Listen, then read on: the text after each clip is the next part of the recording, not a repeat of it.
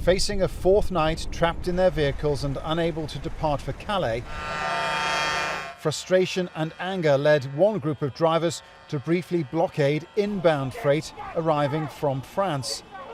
There was confrontation as the police tried to clear the road. A demonstrator lay down in front of one of the lorries. Speak to the drivers, and time and again, the lack of information is what's really causing tempers to flare. I don't know what's going on. The police will tell you what's going on. All they want to move from around the boat. Let these people come out and bye-bye. Good night. Another 4 nights here. Another 4 nights here. Dover should be bustling now. Instead, it is ghostly, shut down by the impact of the new variant of COVID in the UK.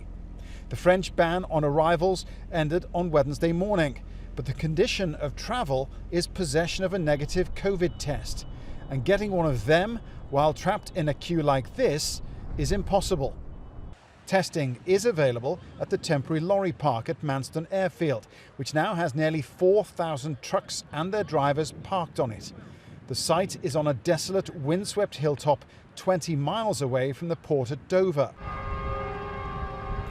The sound being carried on the wind is the sound of the drivers inside this airfield blowing their horns as an expression of frustration and misery.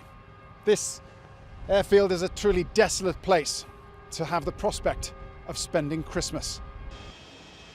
MANSTON is the government's primary holding area. It was designed to cope with any disruption that might have been caused by Brexit. From the accounts of those parked here now, it is failing its first real test. There are toilets, but it's dirty, not working. We have no food, we have no water.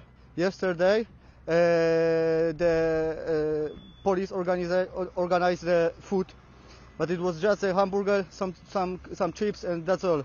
And we don't know when we can get to home from that airport. Here too, there were confrontations with police.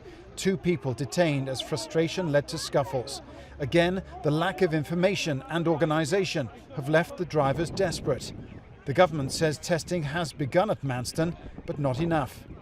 We have 2 days sitting here, and then now they say us we don't have tests because they're stuck on the way.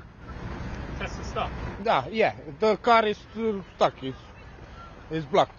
They have one way here, and we don't know. The UK government says it will take a few days to clear the backlog of vehicles. Christmas, for many here, is going to be a deeply miserable experience.